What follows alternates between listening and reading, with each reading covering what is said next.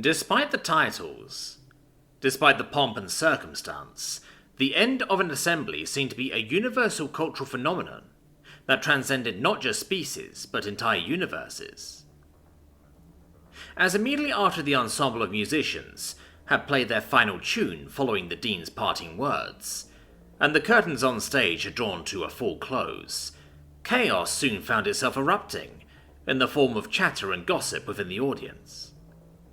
100 different conversations started almost all at once, giving the Eevee a run for its money, as it began tirelessly isolating and sorting through each and every conversation as best as it could. Hundreds of lines of dialogue now dotted my HUD, each of them unique in their own right, but all of them trended towards 3 distinct topics. One being the library, and the mystery student responsible for slighting it. 2 being Oris's magical ass-whipping at the hands of my library card.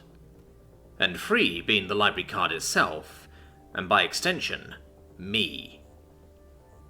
It was this latter topic that all conversations seemed to eventually circle towards. Like the black hole of drama I was, it seemed as if I was trapping more and more of the undivided attention of an entire year group within my insatiable gravity well. What started out as a few scattered eyes, occasionally glancing over towards our group, suddenly became an all-out wave of 100 different constant stares that seemed destined to swallow us whole. This sentiment was more or less confirmed by Thacia, as her expression said it all. "Emma, it would be prudent if we made our departure post-haste," the princess whispered out, loud enough that I could note the undercurrents of concern present in her voice. And when it came to anything related to the nobility, I knew to trust Thacia's judgment. She spent her whole life dealing with their petty affairs, after all. So I began scanning for exit routes in earnest. Or rather, I delegated the task to the Eevee, who was definitely way more adept at this sort of thing. Especially when the seconds counted. "Eevee, exit routes." "Affirmative. Highlighting routes now." With only a handful of paths to choose from, I opted for the one with the least resistance. I instinctively took point with the rest of the gang following suit. Looking at one of my rear-view cameras, I noted how Thamin was being particularly wary of Elanor, as he kept him close at hand. Quite literally, in fact, with his hand never once deviating from the Venerian shoulder. This was definitely a step up from his wariness over Elanor from before, which meant there was definitely something up. Something that I'd bring up with him when we got to the dorms. As we made our way out, a handful of students somehow managed to make their way through the crowd, having managed to blip forward by a good 10 or so feet. "Alert! Localized surge of mana radiation detected. 340% above background radiation levels." Cutting us off just short of the doors. "Entity IFF confirmed. A72. Ethylene Esila. Rontalis realm neutral." "Please, a moment of your time." This group was led by the short ferret, who had participated in the verbal match-up between Quiv and Oris from the previous night, and was the one to speak first. He stared up at me, though clearly intimidated by Thalmin's presence in addition to my stature. "I would just like to request an audience with you, Earthrealmer, whenever you may have the chance to do so." He spoke out in a series of fast-paced chatters, his voice quite literally matching up with his small yet adorably proportioned form. "Please let me know when it would be most appropriate. Thank you." He scurried off soon after, back into the crowds, blending into the mass of students.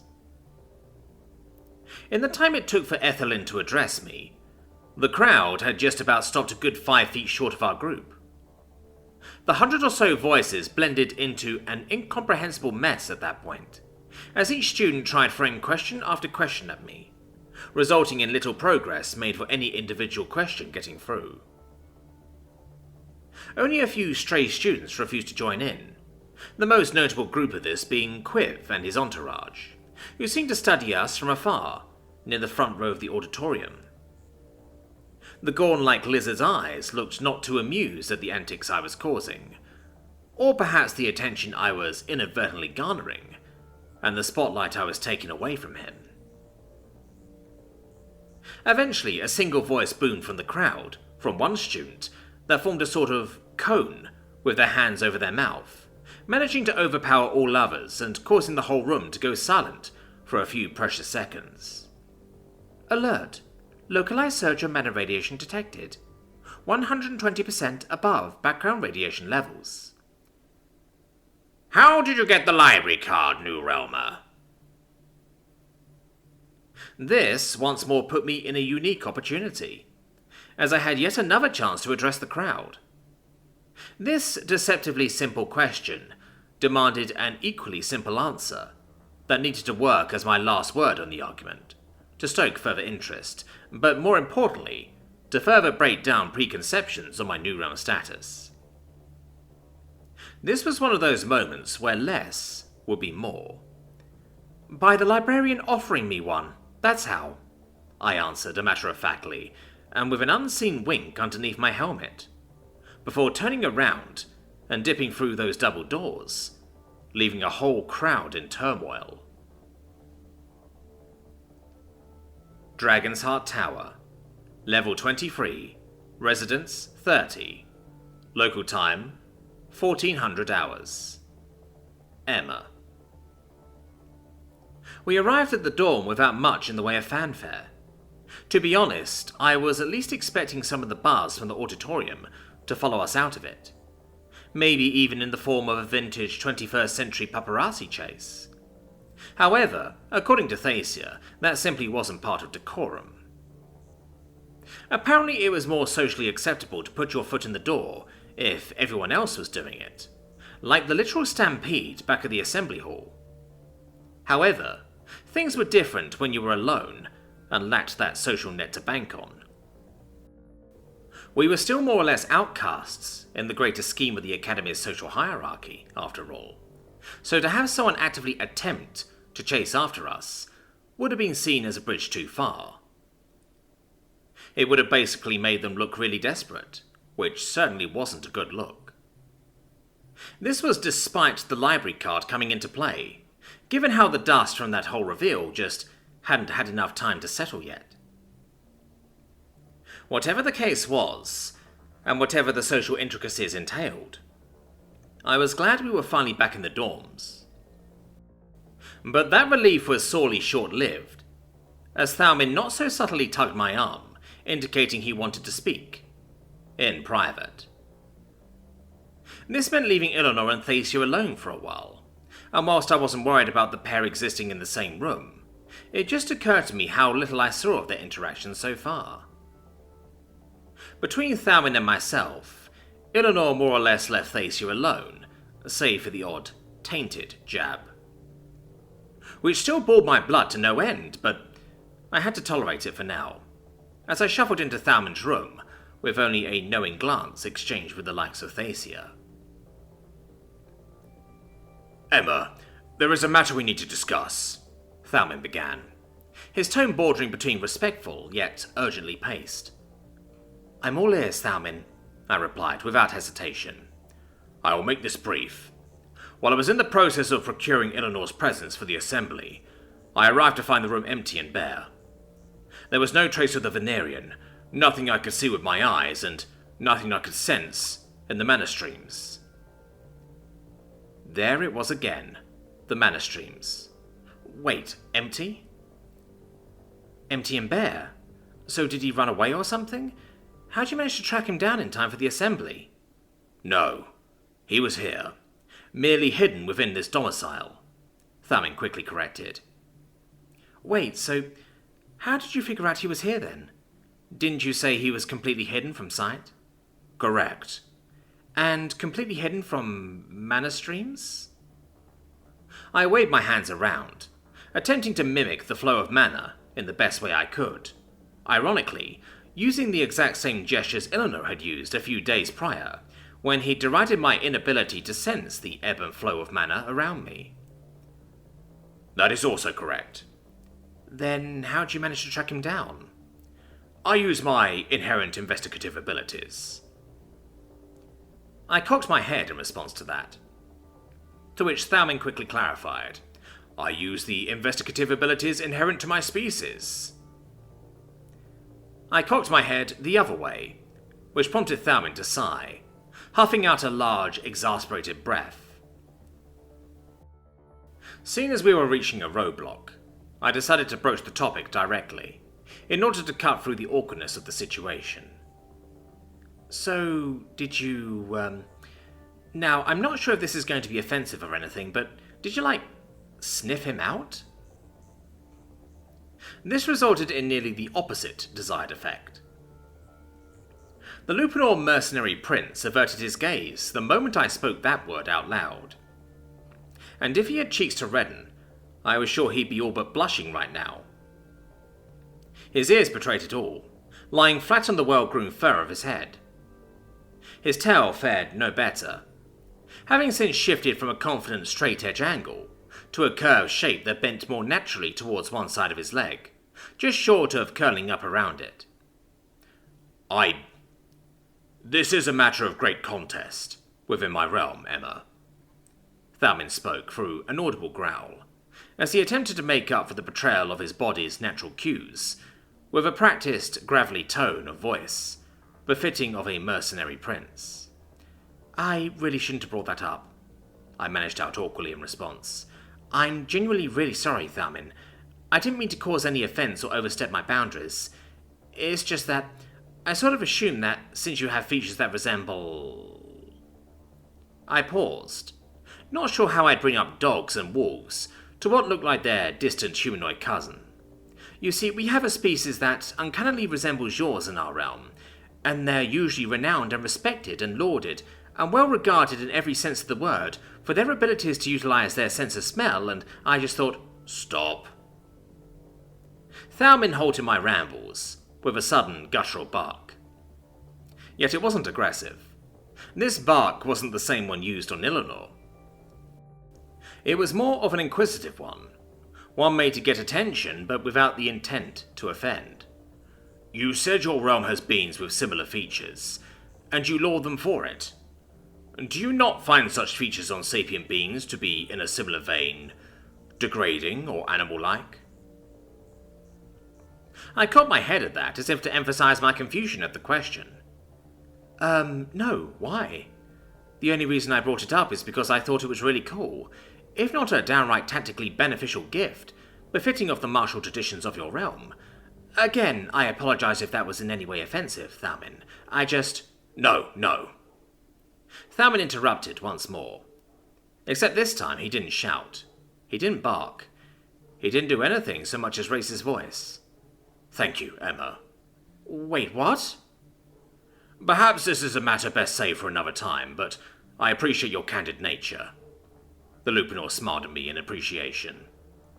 Suffice it to say, I am not offended in the slightest, and I am grateful for your appreciation of this natural, as you say it, gift of my kind. I haven't yet heard anyone outside of my own kin that openly regards it as such. We exchanged a genuinely friendly look for a few moments, before Thalmin continued on with his discussions on Elanor. On the topic of my inherent abilities. Thalmin seemed intent on using that phrasing, which I didn't mind, nor wish to dwell on. I did not find him utilizing his scent. Moreover, the Venerian was likewise absent from the sense of the room as well. The only reason why I was able to find him was because of this. The Lupanor walked over to what I could only describe as a pile of soft things, and the wolf rummaged around, only to find nothing. Wait! Thalmin barked out in confusion, as he began rummaging and practically throwing plush after plush out from the nesting pile. It was here. It was here when I arrived. He continued on his relentless assault on the poor defenseless plushes, until finally the pile had been all but dispersed. Nothing was left except for a small charred out piece of what was presumably at one point paper. It was larger when I first discovered it. No matter, Thalmin muttered out, before pointing to it vehemently. When I arrived, I found 2 burnt letters by scent. This first piece I found underneath the Venerian's nesting pile, which is seemingly disappearing despite there being no more flames to consume it," Thalman observed curiously, before pointing towards the countertop with yet another burnt-out letter. The second was a letter sent to all dormitories, announcing the emergency assembly. He burned both using his breath, which meant he left a scent trail leading straight to where he hid. The Lupinor traced out a path leading to the second-floor loft, towards one of the closets. There, he inexplicably reappeared back into reality. His scent was restored, and so was his presence in the mana field. With a steady breath, Thalman prepared to lead into what seemed to be the natural conclusion to his observations. "These inexplicable developments can only mean one thing. I believe that the Venerian possesses some sort of a magical artifact that hides him from everything. Sight, sound, smell, mana field, and everything else in between," I quickly interjected, my mind going towards the same conclusion, which I couldn't help but to butt my way into. Thalman's eyes narrowed at me curiously, as if he was shocked by my ability to piece this magical mystery together. "Correct. I assume you came to the same conclusion from your experiences with the Venerian in the armory." I nodded. "Yup, but I'm going to do you one better. I'm going to assume that during your altercation with him, he either dropped that blanket of his, or made an effort to take it with him to the assembly." It was Thalman's turn to nod now, as it was clear we were both on the same page. "Correct. Which leads me to assume that you are coming to a similar conclusion as I, that his particular and uncharacteristically unstately obsession with that piece of fabric was done out of practical necessity. For this legendary artifact granting him complete invisibility from all the senses is none other than this unassuming piece of cloth." It was at that point that we both nodded in mutual agreement, grinning proudly at our decidedly basic detective work. "Which now leads us to even more questions," I pressed on, carrying forward the momentum of the conversation. "Where did he get the blanket? How did he get the blanket? And more importantly, why did he feel the need to prep his blanket during the assembly?" "I believe I may have an answer for that latter question, Emma," Thalman offered, to which I nodded, giving him my go-ahead to continue. "Prior to leaving, the Venerian presented me with an ultimatum. He would only agree to attend the assembly under the condition that I guarantee his safety." My eyes couldn't help but to grow wide at that, as everything started coming together now. "Now, given what we've learned from the assembly, I believe it isn't too hard to piece together just why he might have been hesitant to attend," Thalman concluded. There were only 2 big announcements at the assembly. The explosion in town, which was more or less glossed over, and then the library situation. I paused, sighing as I attempted to pinch the bridge of my nose, bonking my helmet in the process. That must have been what he was up to at the library during our whole tango with the Null. He must have done something to the library to cause this whole clusterfuck, I offered. To which Thalman could only nod yet again in agreement. "Getting a bit more common there with your word choice, Emma of Earthrealm, but your point certainly still stands," Thalman responded, with a hint of levity, which was definitely needed given the implications this whole thing was leading up to. "And I'll continue to let things slip, at least within the confines of this dorm," I chuckled back, before heading seamlessly back into the deep end. "Right, this leaves us with a hypothesis that Eleanor's responsible for whatever happened in the library, and a prime suspect for tomorrow's investigation. This also leaves us with several questions still unanswered, and while I'd be glad to sit here and theorize away with you, Thalman, I think we should just cut to the chase by pressing for answers straight from the source." Thalman's eyes couldn't have grown to a more agreeable state at my little proclamation. "I'm going to redeem our little meeting token we agreed upon back in the armory, and I'm going to use it to get to the bottom of things." The mercenary prince walked up close to me, and with a hearty laugh he slapped me hard right between where my shoulder blade should be. That's the spirit. If only more of the upper echelons had this sort of a go-getter attitude, we'd be in places by now. You certainly have Havenbrockian zeal in you, Emma. It's honestly quite jarring to see, and not at all what I expected to find here in the Nexus of all places. But I'm happy that the fates that bind dictated that our paths cross like this. The wolf grinned out excitedly, which I reciprocated underneath my helmet, despite the prince being unable to see it. I have to ask, are all Earthrealmers like this? Oh, some, not all. Let's just say they probably sent me here for my go-getter attitude, I guess, I offered, before turning my sights towards the door, and the blue thing that had a long question and answer session ahead of him. I hope you're ready, Elanor. Elanor was decidedly not ready. As we found him splayed out on the couch in front of Thacia, having seemingly consumed an entire platter of breakfast-themed sweets, while the Avenor looked on in polite horror. Both Thalman and I immediately turned to Thacia for answers. Thacia? The Avenor, as usual, had all the answers we needed.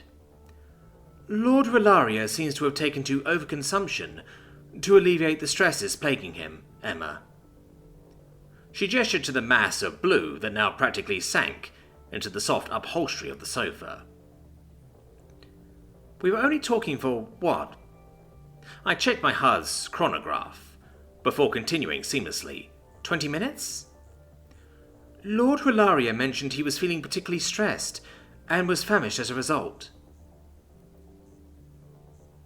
All three of our eyes landed on the incapacitated Venerian, as I decided that enough was enough, and walked up right to him.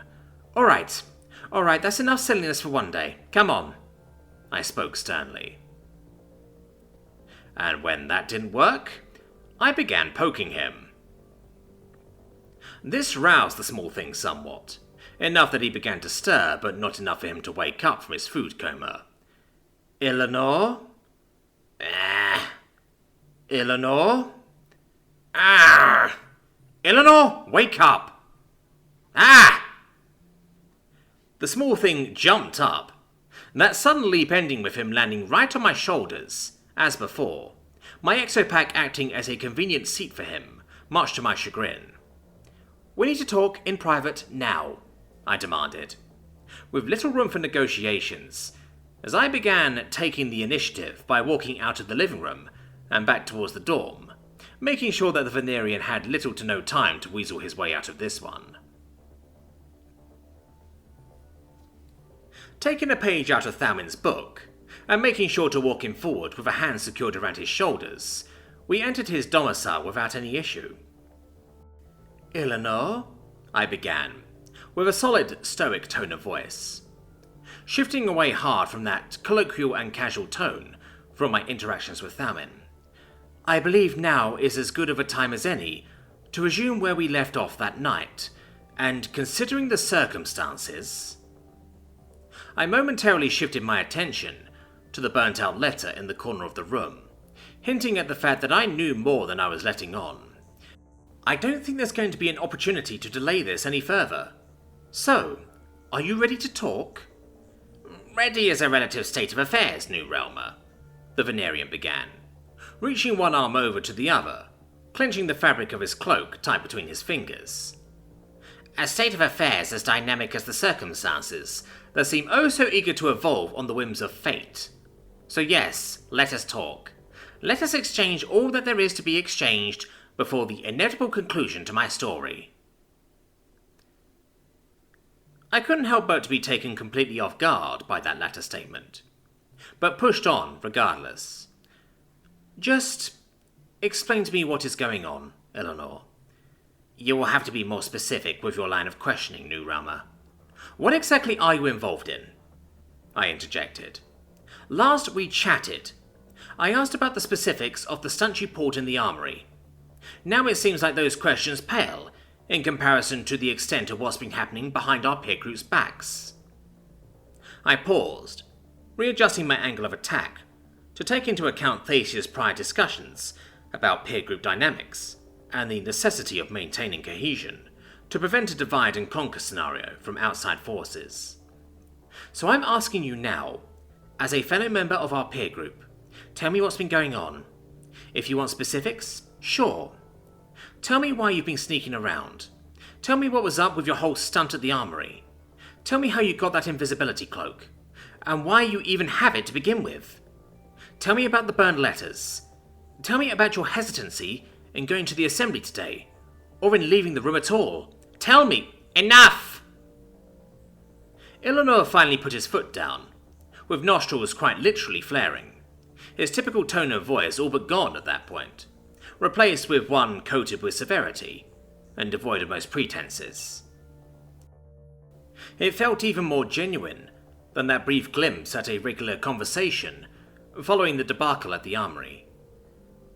You've made your point, New Realmer. You've made your point. Trails of smoke escaped from his maw as he composed himself. The Venerian's voice carried with it an unhealthy mix of dread and anxiety. It took him a few seconds, but he eventually regained his composure before pointing to a pair of plush armchairs.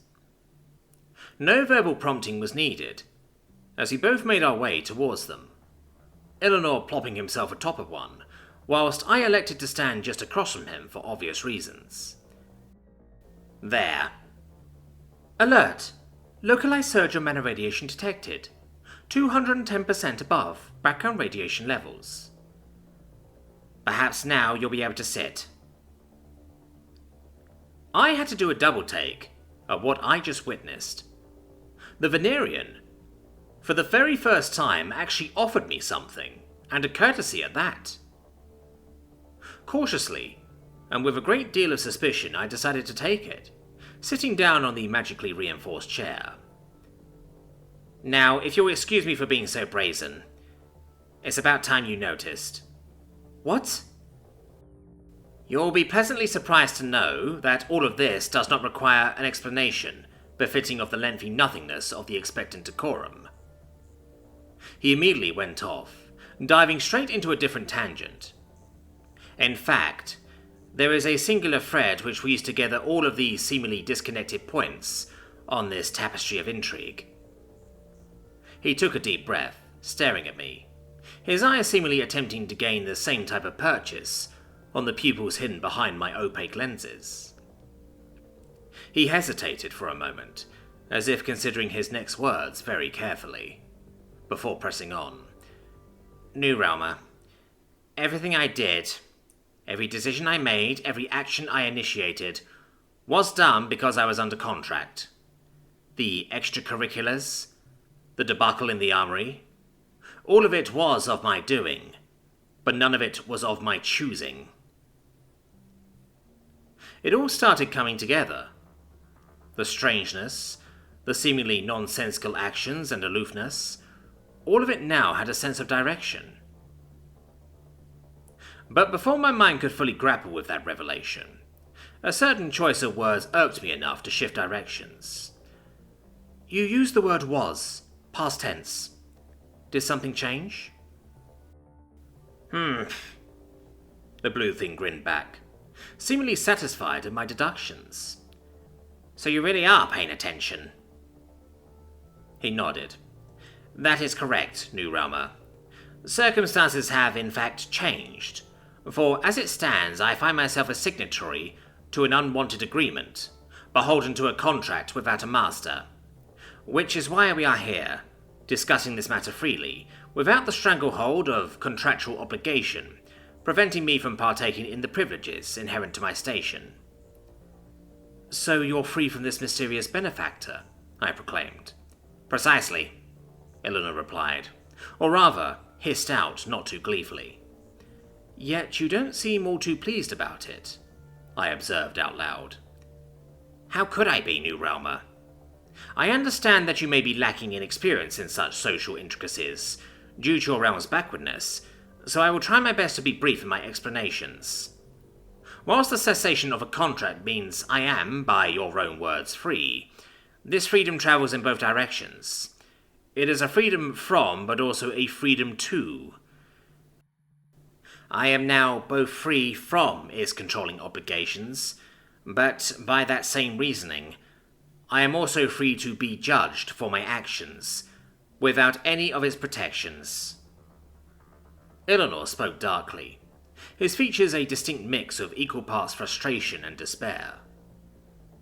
And I'm assuming you need its protections because of what you did to the library, I responded, without mincing any of my words, causing the Venerian's expressions to rapidly darken.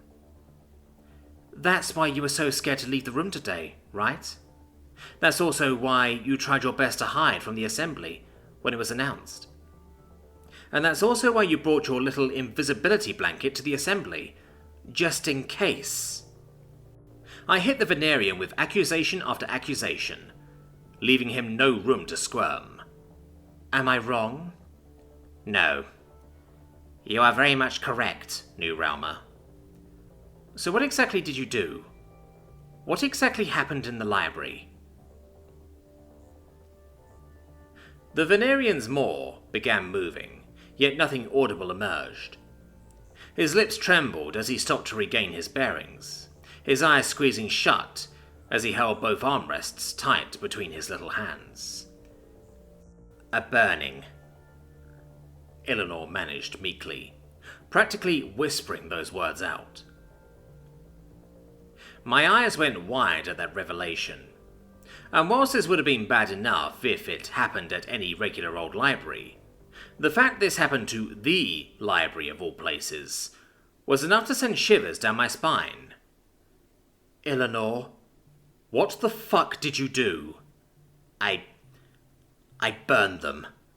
An entire section's worth, using dragon's breath and ancient sorcery to ensure a permanent scar, he elaborated with a pained expression, eyes starting to shy away from my helmet's unchanging visage.